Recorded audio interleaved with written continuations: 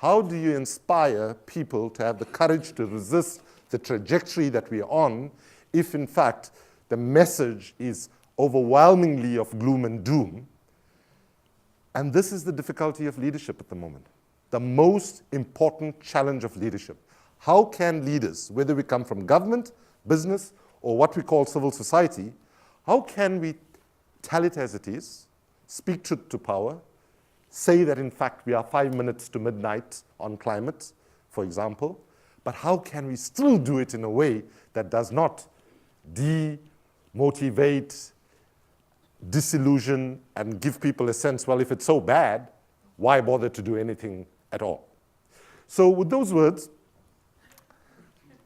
let me say I'm terribly nervous, but I'm glad you laughed a little bit because that's helped me with my nervousness a little bit. So the moment of history that we're living in has been called many things: a perfect storm, meaning a convergence of a range of crises in a very short space of time. We've had the poverty crisis, the climate crisis, the gender inequality crisis, and so on, that's been there.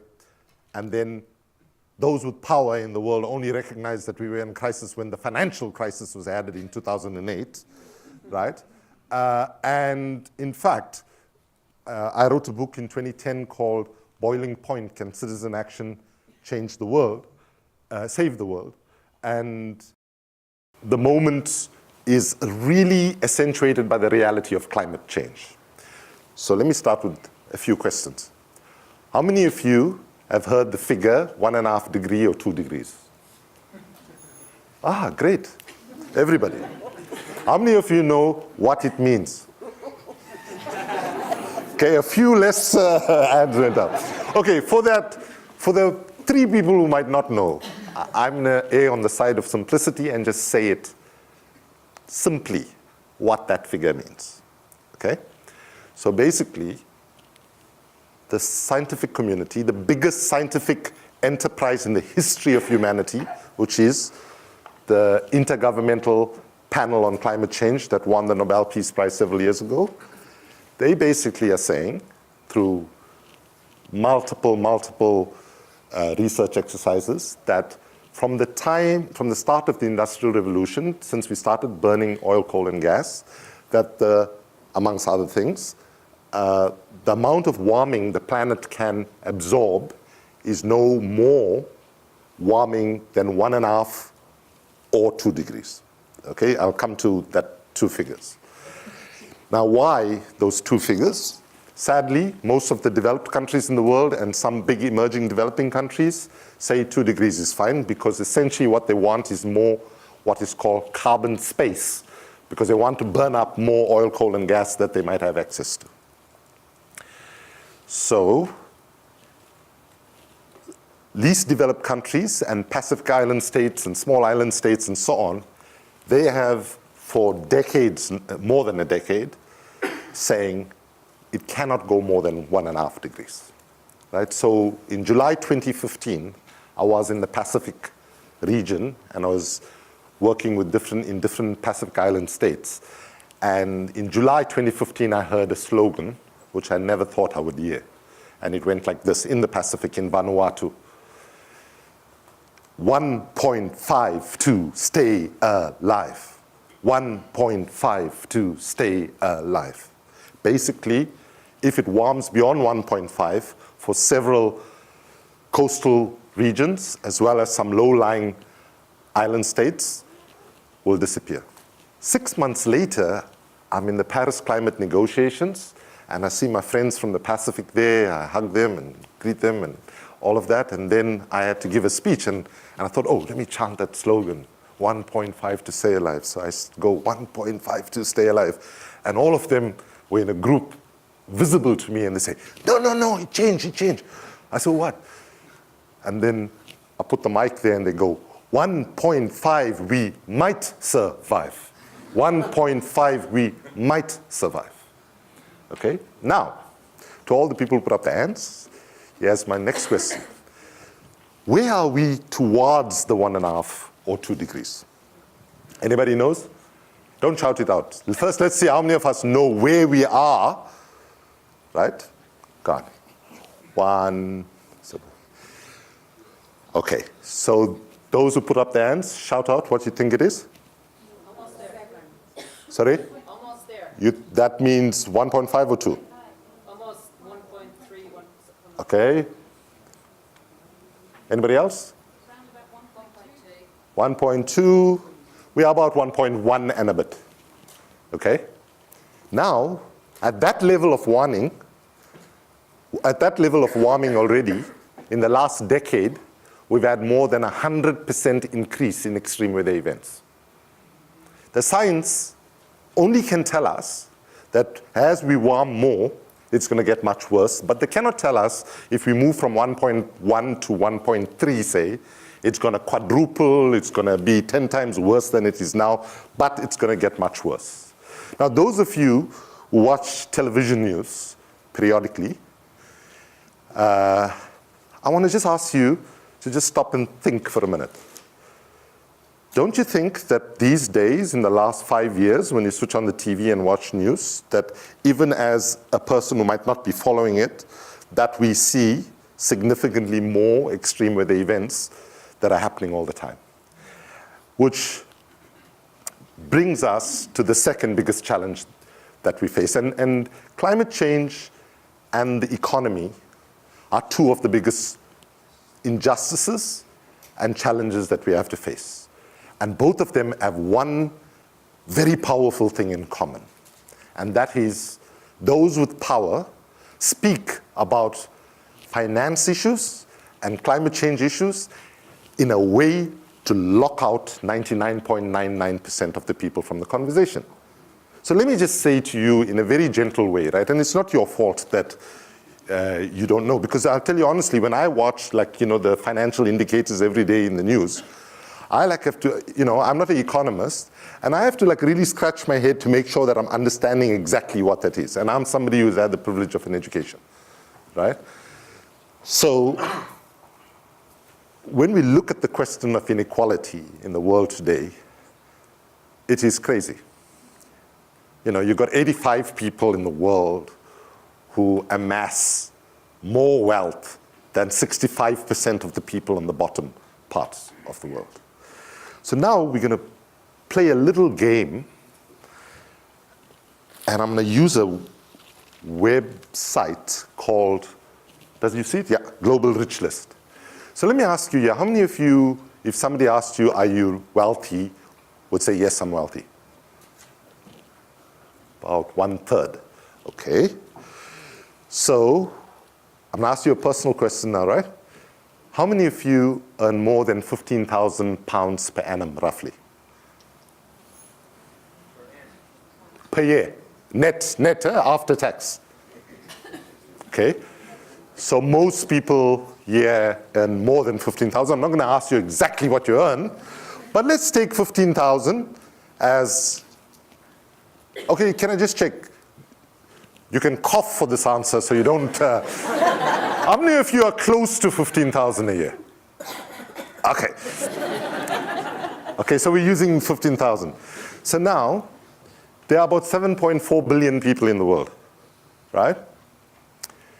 This website, when I press show my results, is going to tell us if you're earning £15,000 a year net, where you fit in the salaries in the world, okay?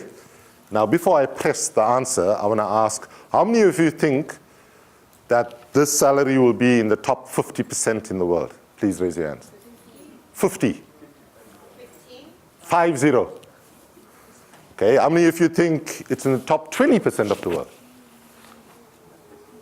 Okay, how many of you think it's top 10% of the world? Whoa, okay. How many of you think it might even be in the top 5% of the world? Okay, let's see.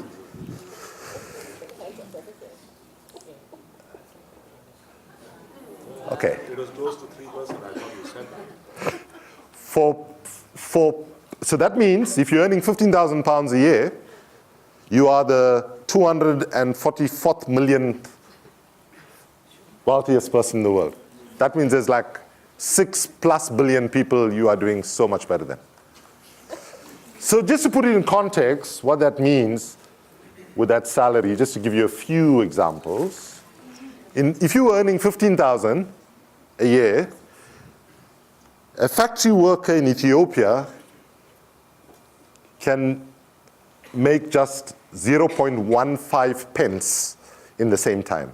It takes just a minute to do something to help, though, by getting involved, okay? So, the reason I share this with you is because we have to begin to question the multiple levels of inequality that happen around the world, and also to begin to question our own patterns of consumption, right? So when I was at Greenpeace, for example, because Greenpeace prided itself, as it correctly should do, as Amnesty International does, of not taking any money from government and business, that all the money is raised from individual citizens. And on my first month in the job, I had a very feisty journalist from Finland saying, so Mr. Naidoo, how do you cope with the contradiction that in fact, the people that are able to fund Greenpeace are largely the over-consumers of the world? The very fact that they have excessive income is because they have reached, a certain level of consumption. So I would argue, looking at the conversation we had in the plenary after lunch, when we look at what's on the table to address the two biggest challenges that we face, which is climate and dealing with an unjust economic system, we got the Paris Agreement and the SDGs, which we heard about. Now, I want to just take a few minutes to say a few things about the SDGs, but first I want to say something about the MDGs. So when the MDGs first, the Millennium Development Goals, when they were adopted in 2000, many of us in civil society did not embrace it because we saw them as MDGs, minimalist development goals. Because if you looked at what was committed on gender at the Beijing conference in 2005 and what was in the MDGs on gender equality, it was reduced to a few little indicators. There were many other problems with the MDGs because Goal 1 to Goal 6, the responsibilities of developing countries, or so-called developing countries, and for that you had benchmarks, targets, deadlines. Goal 7 was about the environment, which was supposed to be shared between North and South, and Goal 8, which was on a partnership for development on trade, aid, technology transfer, which was the responsibility of rich countries. So Goals 7 and 8 had no benchmarks, no targets, no pressure, right? So between 2000 and 2004, there was almost no civil society mobilization around it, or passionate civil society. So then eventually, I was then the head of Civicus, and watching what happened to the world after September 11th and the shift to the right and so on, we had a conference in Geneva, and an activist from Latin America, Roberto Bisio from Social Watch, said, when the MDGs first came out, we never really embraced it, but now in the current context, post 9/11 and the so-called war on terrorism and so on, he said, in the current context, 2004, the MDGs reads like a revolutionary document, right? And I would argue right now, the SDGs for me is not a revolutionary document at all under normal this thing, but only because of the rise of, oh dear, what did I do? And when we look at the current growth of right-wing nationalism and fundamentalisms, whether it's Brexit, whether it's Marine Le Pen, whether it's Donald Trump, and many, many other expressions, including a country that I lived in, Netherlands. What's his name again? Wilders. Oh, that's a very Dutch accent. Country that I come from, India, they're also growing. Of course, that's why I said fundamentalisms, because we have Hindu fundamentalism, we have Jewish fundamentalism, we have a lot of religious-based fundamentalisms as well. But to compound matters, while all of this is happening, what we see is a shrinking of democratic space. So in many countries around the world today, we have elections without democracy. I would argue we have the form of democracy without the substance of democracy. If you look at the Brexit result here, and you look at within 24 hours of the result, your current foreign minister blatantly said, of course I lied about, I mean, he didn't quite say that, but he acknowledged that he lied about that, what was that figure? 400 million a week to the NHS or something like that. Okay? So, but there's no accountability, right? But when you look at how elections have evolved, they have become what Rajesh Tandon from India and myself warned in a 1999 book called Civil Society at the Millennium, where we said, if we do not ensure that there's integrity and meaningfulness in election processes, elections will become nothing more than an elite legitimation exercise, right? And sadly, we see that happening. And the three most important freedoms for activism is the freedom of assembly, the freedom of expression, and the freedom of association. And all of these three are severely, severely challenged. Our colleague from Civicus, who's not in this session, I think, he will tell you that Civicus was tracking this. They are showing that at any given time over the last couple of years, we've had about 40 to 60 countries where there have been systematic attempts at shrinking democratic space. But with all of this happening, what we have from those with power is a really serious case of cognitive dissonance, right? I thought since I'm at a university, I should use some big words. So for those of you, though, who did not attend the psychology class or the political science class where such terms are taught, I want to give you, cognitive dissonance is very simple to understand. I'll give you a story. You remember that moment when the US troops finally made it into Baghdad and Saddam Hussein's communications minister was still there. You remember he was doing press conferences? Okay, younger people might not remember. And he was saying, so they asked him, how are you going to withstand, American and British power, military? And he was like, how long do you think you'll last? And he said, last? What do you mean? We are in control, everything is fine. There's nothing happening. And behind him, there are buildings burning, bombs are dropping. In the press conference, you can see the smoke rising, and everything was fine. That is how our leaders are reacting to the reality, to the fact that right now, if we look at the Paris Agreement, Donald Trump, God bless his soul, he actually popularized it by pulling out of it. But actually, if you go read the Paris Agreement, let me say to you, the Paris Agreement simply gave humanity a chance to live to fight another day. Okay? Psychology has a word that is probably used more than any. So I want to quickly transition to the frame of what I think is necessary to happen in the world right now, where we have to challenge lots of orthodoxies that we've actually, even as progressives, embraced. And I'm going to draw on Martin Luther King to help me with that. Modern psychology has a word that is probably used more than any other word in psychology. It is the word maladjusted. It is the ringing cry of modern child psychology, maladjusted. Now, of course, we all want to live a well-adjusted life in order to avoid neurotic and schizophrenic personalities. As I move toward my conclusion, I would like to say to you today, in a very honest manner, that there are some things in our society and some things in our world which I'm proud to be maladjusted. I call upon all men of goodwill to be maladjusted to these things until the good society is realized. I must honestly say to you that I never intend to adjust myself to racial segregation and discrimination. I never intend to adjust myself to religious bigotry. I never intend to adjust myself to economic conditions that will take necessities from the many to give luxuries to the few, leave millions of God's children smothering in an airtight cage of poverty in the midst of an affluent society. I'll just repeat that last bit.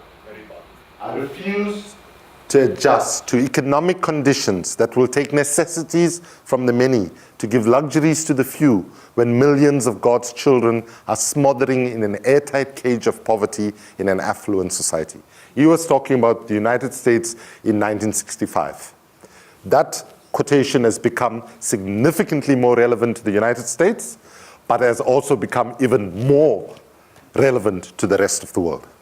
So the question for us then is, how do we address these issues and effect deep transformational change in the face of current political, social, and economic crisis?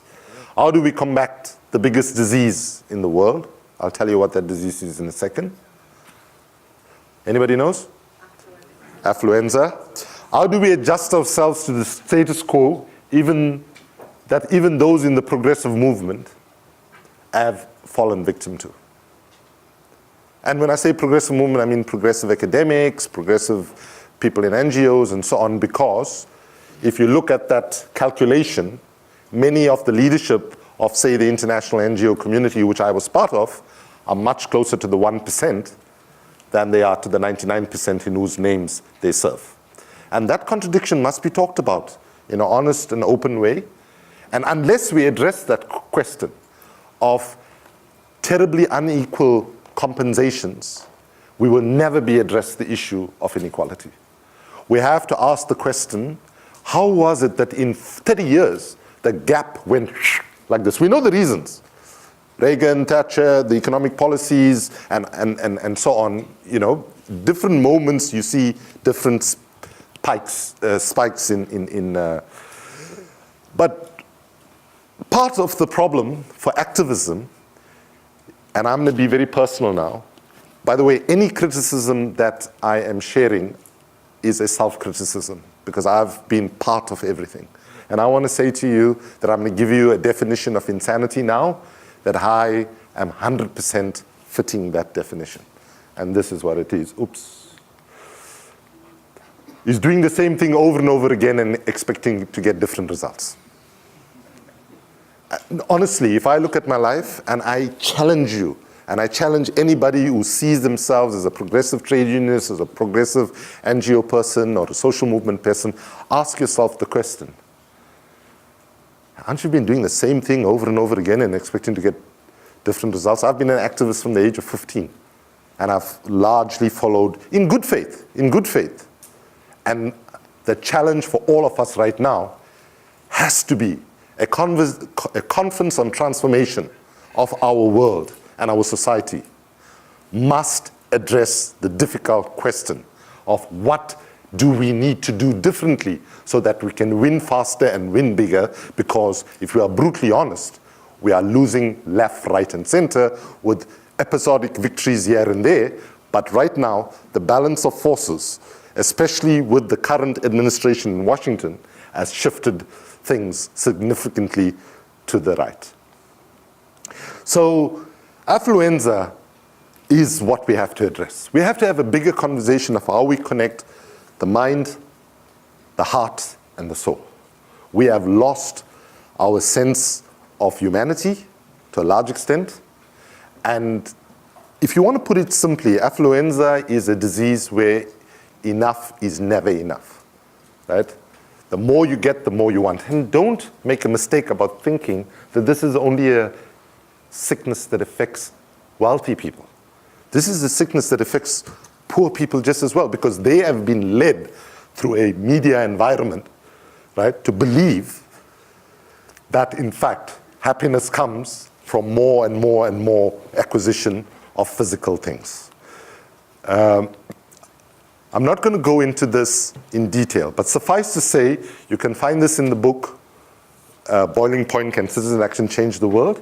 And the problem we have is most of our interventions are going at the level of delivery of projects and programs, not enough on policy change, and certainly not enough on governance changes, right?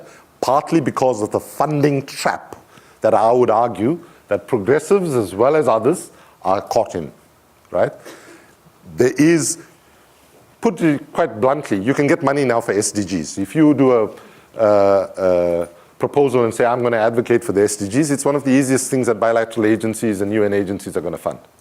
Even if you have fundamental problems with whether the SDGs is a package, whether it's contradictory and so on. So I urge you to look at this when you get a chance. So I'm going to skip this in the interest of time, but I just want to ask you the question, how many of you think the rule of law is a good thing? Okay, so those of you who thought that, in the interest of time, you stay behind. I'm going to show you this video of Matt Damon. Matt Damon, maybe in the question time, right? But so I want to move quickly to conclude. So I want to say that understanding the role that all of us play as part of the problem is part of the solution, but it is only the first step. I think it is dishonest, politically and morally, for those of us who have a certain level of privilege not to recognize that privilege. So let me say to you that if you can open a tap and get water, you are doing pretty good. If you can have a shower 3 times a week, you're doing really good. If you have sanitation, you're doing really good. And sanitation, by the way, is simply a middle-class bourgeois way of saying, do you have a decent place to piss and shit? I'm not just trying to get the, if they are bleeping there, to get a bleep. But it's to make the uncomfortable point that sometimes those of us who reach a certain class position talk about things that affect poor people in a very class-biased way. Right? It's easy to say sanitation is such a problem, we all should do this thing. It's a very nice way to have a conversation, but when you're having the conversation, you must imagine that there are women and men and children who do not have access to what should be a basic human right. So bold systemic change requires courage and tenacity to challenge immoral conventions and orthodoxies. We need to change the narrative. We need to mobilize principled, courageous resistance to the status quo. We need to understand that solutions are not going to come from the current bunch of leaders. Solutions are going to have to come from new thinking. And I want to say to the young people in the audience, how many of you are under 35 here? I'm going to say to you as young people in the audience, you will hear adult leaders saying young people are the leaders of tomorrow. I urge you to resist that. If you wait for tomorrow, there might not be a tomorrow for you to take leadership. The current generation of adult leaders have run out of fresh ideas. They are simply repackaging old ideas. We need absolutely fresh thinking, and it's not going to come from people like myself who meet the definition of Albert Einstein on what is insanity. And those of us who've been around must have the humility and the honesty to actually also make way and space for others to emerge. So with those words, I want to conclude with a small story. And the story is a true story, but it's sad. Focus on the motivational part of the story, not on the sadness of the story. So when I was 22 years old, I was fleeing South Africa into exile. My best friend at that time, a guy called Lenny, asked me, Kumi, what is the biggest contribution one can make to the cause of humanity? I said, that's an easy question. It's giving your life. And he said, you mean going, participating in a demonstration, getting shot and killed and becoming a martyr, which was what was happening, on a weekly basis in South Africa in the 80s. At every other weekend, we were at funerals burying people that had been killed by the apartheid regime with the support of many of the countries who claim to be promoters of democracy, might I add. And so he said, so I said, yeah. He said, no, it's not giving your life. It's giving the rest of your life. I was 22 years old at that time. My friend Lenny was way ahead of us. He was the first environmentalist I know. He was the most brilliant amongst us. And importantly, I think at that time he probably was only one of 5,000 voluntary vegetarians on the entire African continent. So anyway, we give each other hugs and we go in different directions. 2 years later, while I'm a student in exile at Oxford University, I get a call that my friend Lenny and 3 young women from my home city, Durban, were brutally murdered by the apartheid regime. There were so many bullets in their bodies, their parents couldn't even recognize them at the mortuary. So I had to think deeply about what he was trying to say in making this distinction between giving your life versus giving the rest of your life. What he was saying was very profound. He was saying the struggle for justice is a marathon and not a sprint. And those of us who've had the luxury and the possibility to understand that there's injustice in the world and that humanity and those of us who have that understanding have a moral obligation to stand up against that injustice and push for a more sane, more just, and more equitable and sustainable world, have a responsibility to keep going. So if Robert Mugabe died 5 years after Zimbabwe became president, independent, history would probably remember Robert Mugabe as a pretty good historical figure. That's contested as well, but on balance. Today, apart from a few people who have been particularly pushed in a particular way with the clientelism and so on, the guy is still there, doing something very different. Not dissimilar to my beloved President Jacob Zuma either in South Africa. And Jacob Zuma and him, in fact, there's a nice meme of Jacob Zuma and Robert Mugabe, where Mugabe is saying, I will resign. Mugabe says, I will die when Jacob Zuma resigns. And Jacob Zuma says, I will resign when Robert Mugabe dies. So I want to say to you then, that story, why I said focus on the motivational side.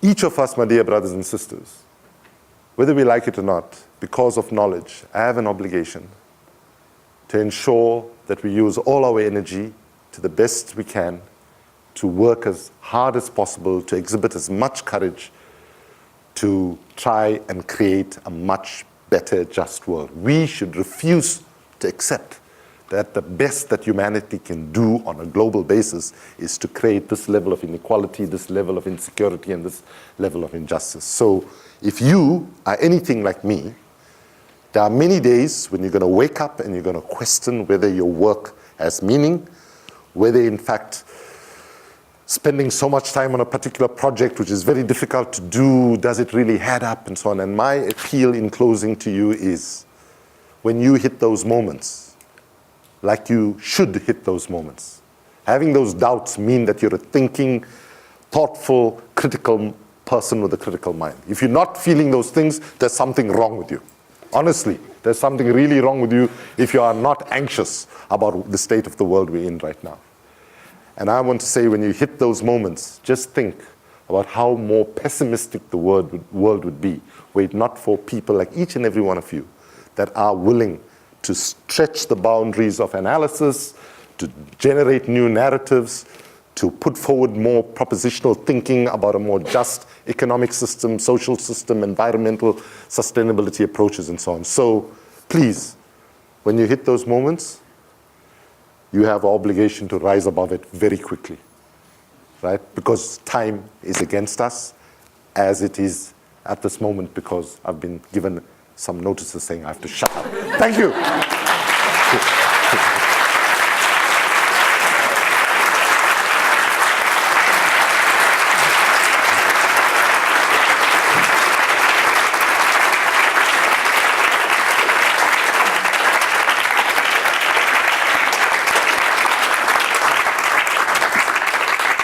We've got two ways to channel your questions, is that there's a couple of mics, and so if you want a mic, give me a wave and we'll get a mic to you, and we'll gather 2 or 3 questions together and sort of address them together. If you're shyer, you can always send a question via Twitter and it will miraculously appear here, I'm reliably told.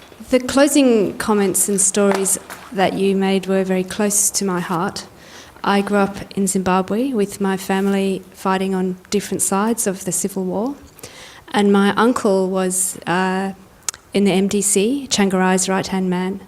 He spent his life as a revolutionary and then fighting on the other side of the wall from his whole family, and tried his hardest for most of his life to influence the direction of Zimbabwe and participate in the democracy in a way which influenced change. After Tsvangirai had his many car accidents which were constructed, and my uncle had several near misses, he ended up a very disillusioned man, now living in exile again in Ireland. And I guess for my whole life, I've been watching that play out of how do you stay within the system enough to influence change and maintain your sanity while at the same time surviving, to be able to... So there's that fine balance between staying within the system within which you can be an instrument of change or not surviving. Whether that's losing your job by becoming a science advocate when that's not permitted by your organisation, or whether it's in an extreme case like perhaps you've had or my family history shows. Yes, good afternoon. I'm Charles Tanui. I'm a researcher with the African Center for Technology Studies. I'm working under Your name? I'm Mr. Charles Tanui. Charles. Yes, I'm working with the African Center for Technology Studies under the Africa Sustainability Hub, part of the global consortium. The hub is based at the STEP Center. And we had a meeting actually last month in Morocco. We are focusing on South-South collaboration. And I want to ask you, especially the capacity building component under the Paris Agreement. Will you find that the civil society are investing more on capacity building and creating masses, especially researchers from Africa, or they are more kind of focusing on criticizing what the government is doing? Because we are representing the Sub-Saharan Africa under the International Network on Climate Change Competence Centers and think tanks. And we found out actually that there is a lot of resources under the Paris Agreement that goes for capacity building. When you engage with individuals, the way you are quite informed, you have traveled, you have done a lot of work, we have published. But if you look at the number of civil society representatives, they are not consistent in following up both the local and the international. And what is the contribution, what is the positive energy they are kind of setting aside to support the government's initiative so that we can actually entertain that kind of conflict? Hi, Kumi, I'm Jessica. I'm from KwaZulu-Natal. It's lovely to have you here. Hi. My question is a very personal one, and it's a conversation that I had with James yesterday. It's sometimes hard to live in a place like South Africa where I feel I'm faced daily with these challenges very much in my face. And we think about the sort of comfort and convenience of running away from that kind of thing, and on the other hand, the challenge of working with it and becoming a change agent. And sometimes the challenge of becoming a change agent is just too much to bear. And so I said to James, one of my coping mechanisms is to kind of withdraw a little bit and just decide to try and be the best person I can be every day, and that's all I can be. And I just wonder if that's kind of a strategy that you've ever considered, or what your comment would be on that. Is that enough? Not that you know the answer, but I'd like to know what you think about that. Thank you, Jess. So if you don't mind, I'll be biased and start with my sister from my home region. So this is why I ended with that story about Lenny. Because, see, the most difficult thing for us as individual human beings is how do we have the capacity to speak truth to power. And what I mean by that is saying things that are unpopular, right? And standing up in the face of potential repercussions. So, you know, for me, I was in the ANC underground and so on as a young person, right? Just a couple of weeks ago, I was the civil society speaker at the rally outside of Parliament when Parliament was going to vote against, for President Zuma to leave. And you cannot imagine how emotionally challenging it was for me. It's like, in those days, in being in Mandela's movement and all, it was like being part of a religion. Like, the kind of affinity you had, the levels of commitment you were prepared to make and so on. And it's like this movement that you built, you gave your life for, suddenly gets captured by people who should have known better and so on. So what I think is really important is to budget for disappointment, right? Budget for disappointment. Do not expect too much because you're going to be disappointed. But build around you people who can support you in those moments of crisis. Because I can tell you, as an individual, throughout my life, I would have committed suicide 25 times by now if I didn't have people to help me and say, it's okay, Kumi, like when Lenny was murdered, I was in the privilege of Oxford University. It was the most hardest thing for me to deal with, right? And I would never have made it back home in one piece, emotionally, I'm talking psychologically, were it not for people who shared my values. And the good thing, Jess, is today as we sit in the world, there is an explosion of numbers of people who are saying, this is wrong, right? Humanity cannot say to itself, the kind of world we have is the best we can create.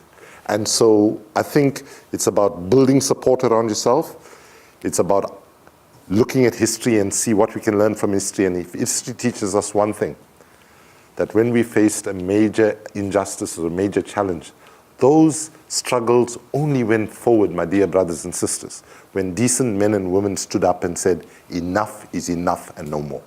We're prepared to go to prison if necessary. We're prepared to put our lives on the line if necessary. And I want to suggest to you that the reality of climate change means that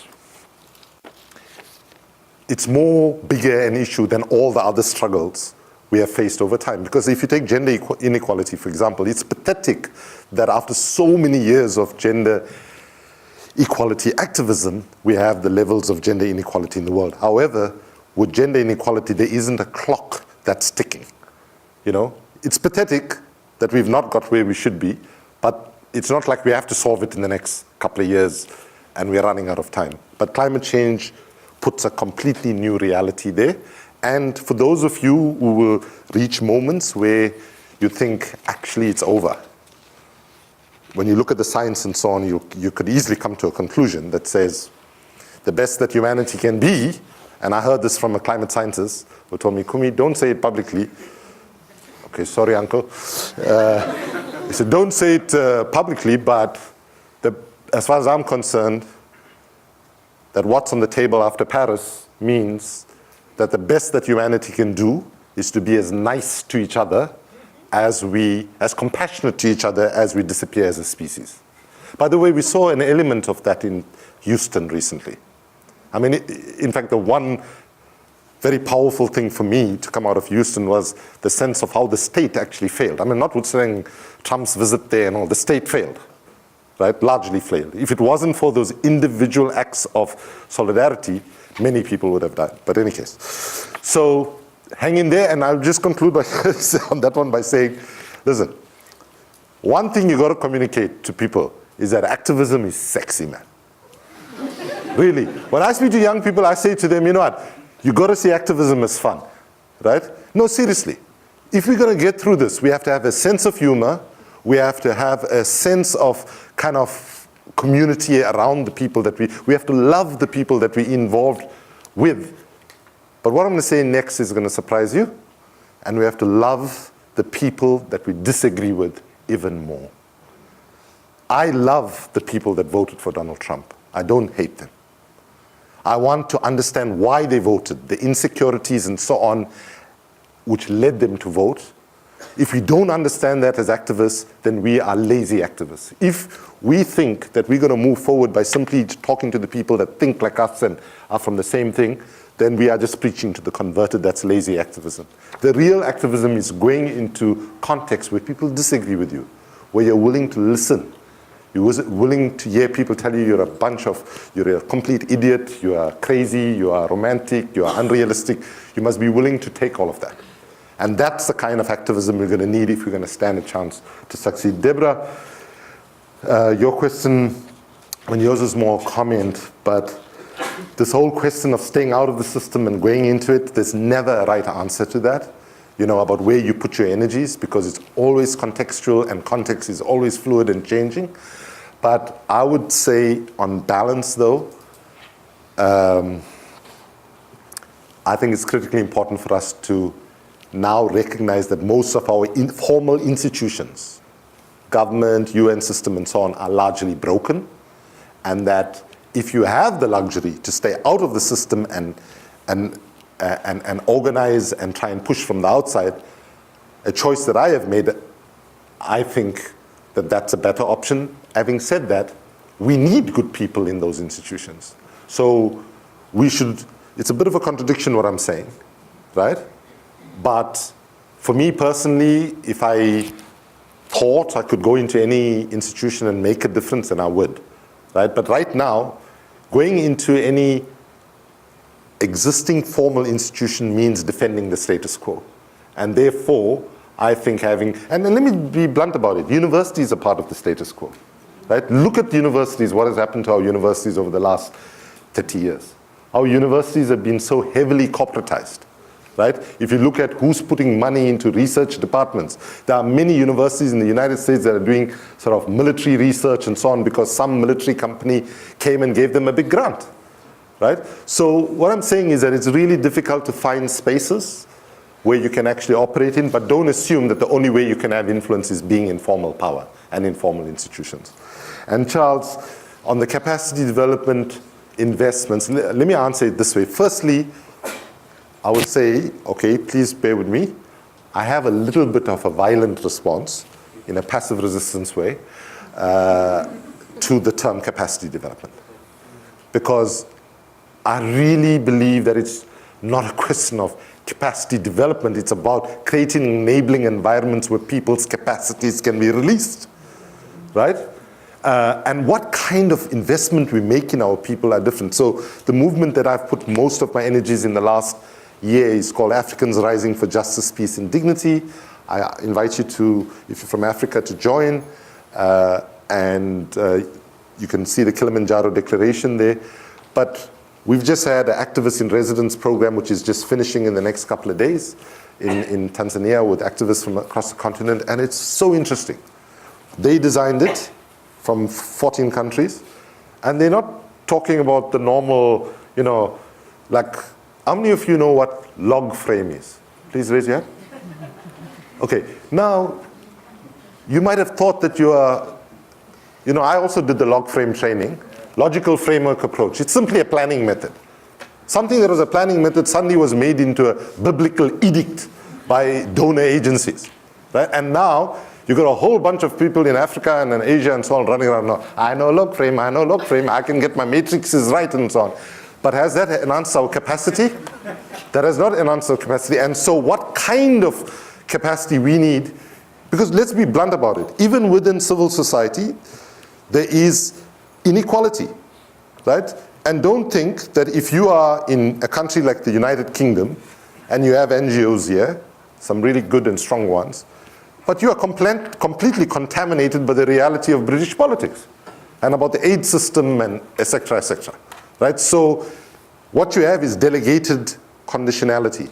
So UK government says to UK NGOs, these are the conditions which we give you, and then those NGOs come to us and say, you are our partners. They call us partners, by the way. It's so lovely. They say our partners, and then they impose the same conditionalities on us. So let me just put it in a bit of a provocative way to conclude this answer. Kumi Naidoo was the leader of the trade union movement, same surname, no relation, but a close comrade. He was speaking at the Clinton Global Initiative in New York, and I just happened to be in the audience. And then a very well-meaning young woman, in the mid-30s, it's amazing how what you call young changes as you get older, said, she put up her hand and said, I really want to, and she was well-meaning, she said, I really want to empower the women of Africa, and how can I, empower the women of Africa?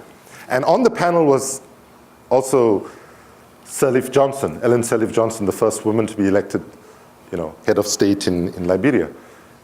And Jay's response was, the best thing you can do is get your government to do the right thing, right? If they say they support democracy, get them to live democracy, right? Not to say that the people of Palestine must vote, and then when the election goes the wrong way, then they say, no, we're against that result, okay? Some of you might remember. So essentially he said, what are you? And he said, don't put yourself under the pressure that you're going to go empower them. These are women who are surviving on virtually nothing. And you're going to empower them? They're able to get water under the most extreme circumstances. You're going to empower them? No. Focus on your government. Get your government to have the right trade policies, the right climate policies, and so on. So when we're thinking about Our capacity development, I think people in the developing world, if I can say this quite strongly, must revisit what kind of content we need in terms of knowledge inputs, and we need to start also generating those inputs because, quite frankly, there are far too people from the global south that have the luxury to write and to tell their stories, and we need to do that. Thanks. Now,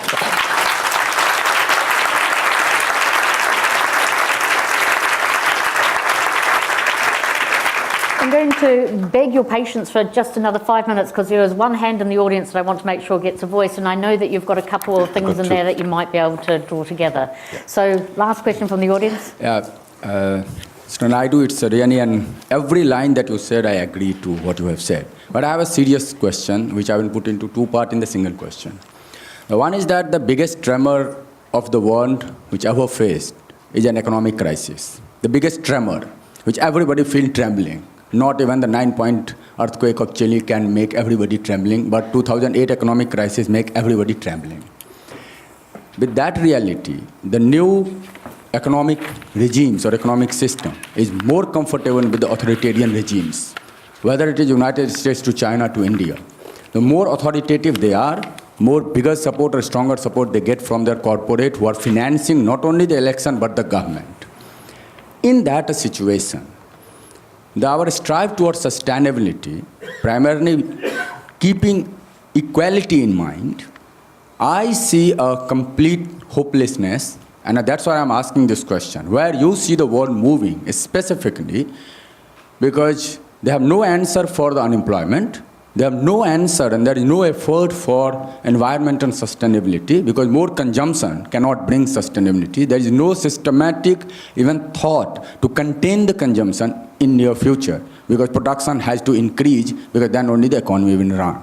Where you see the world going? Because I see going to a new crisis and I can't say that which crisis. Because if the people are unemployed, they will be on the street doing all sorts of things, whether in the United States or though in India, the fundamentalism is going to rise. What kind of sustainability you see in the future? Your good name? I'm Bikramaditya. Bikram. I teach in India, in Jawaharlal Nehru University. Okay, good to meet you. Thank you. See, another way to look at it, maybe for the top 10%, let's say, using that global rich list, the top 10% are doing okay. But for many of the people, they are living in a crisis every day. And I can tell you, I'm working with some of the community. I know what I'm talking about. When I look at just how they can survive and so on. So the crisis for ordinary people who are not employed, who are underemployed, who are largely rural-based quite often, and the urban poor and informal settlements, they're leading every day is a horrific reality, actually.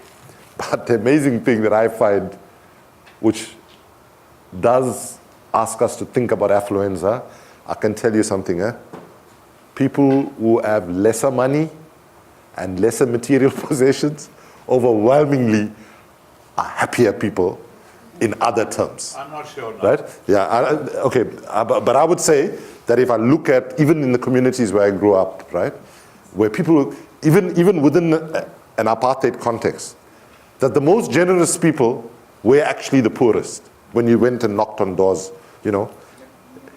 If you went to a middle class home, they'll never offer you a cup of tea. I'm talking about like upper middle class. If you went to the poor people, they will offer you a cup of tea and then they'll say, what, do you take sugar? I say, yeah. And they say, okay, wait. And they send the child to the neighbor to borrow, the equivalent of 6 sugars. Not that I have 6 sugars, but not much less than that.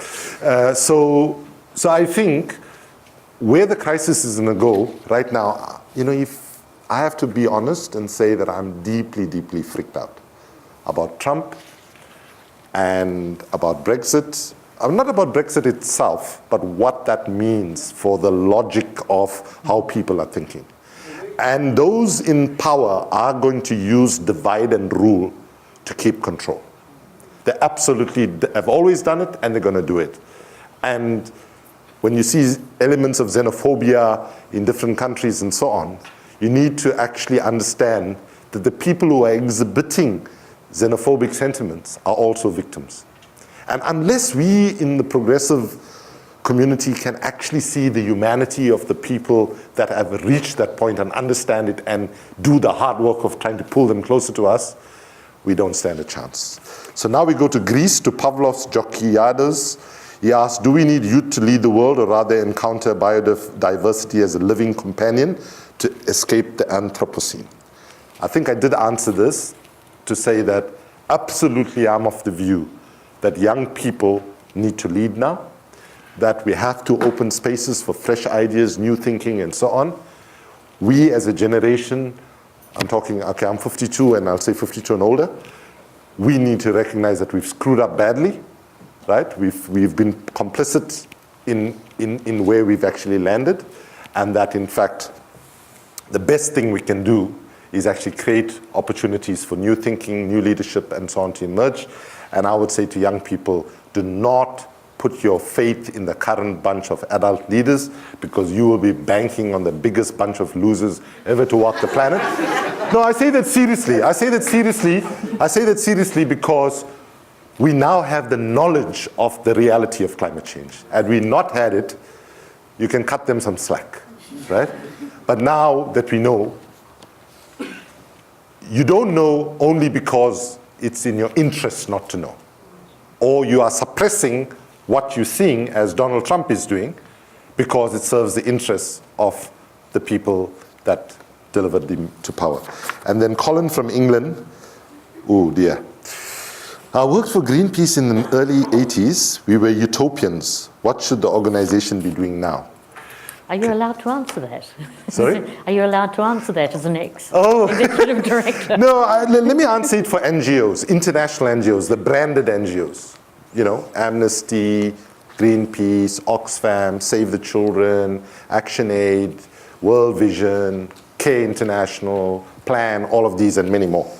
My message to them right now has to be to look at the contradictions of power that exist within your own organizations.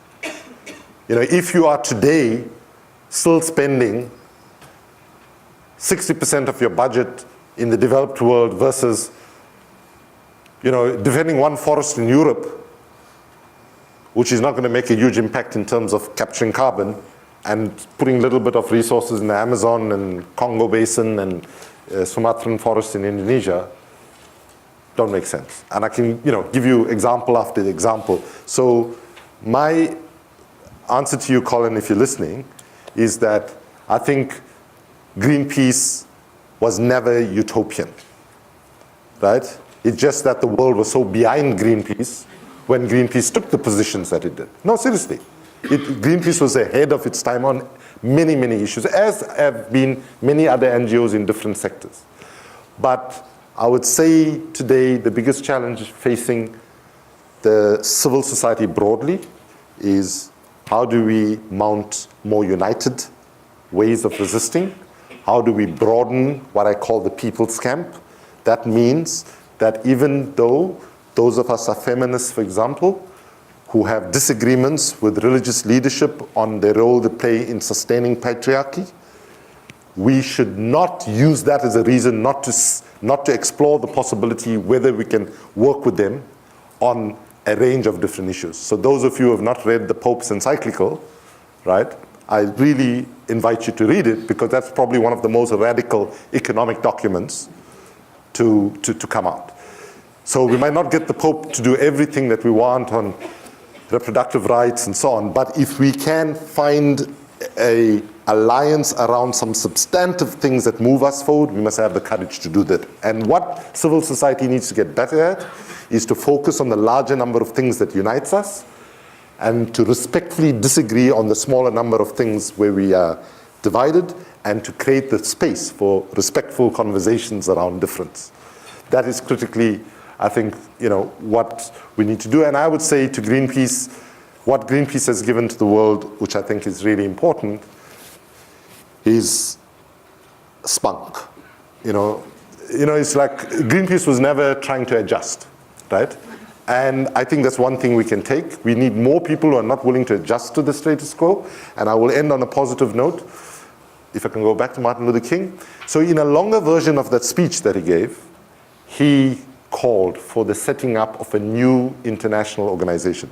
So I was 4 months old when he gave that speech, and he said, I now call upon decent men and women around the world to come together to set up a new international organization which should be known as the International Association for the Advancement of Creative Maladjustment.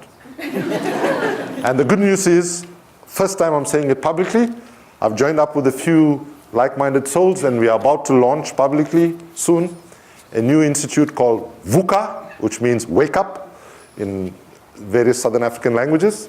It's called VUCA, the Institute for the Advancement of Creative Maladjustment. And we need to celebrate the fact, we have to celebrate the fact that we are not adjusted to an abnormal, unjust, unsustainable, corrupt system. And we should take pride in not being well adjusted to injustice. Thank you very, very much.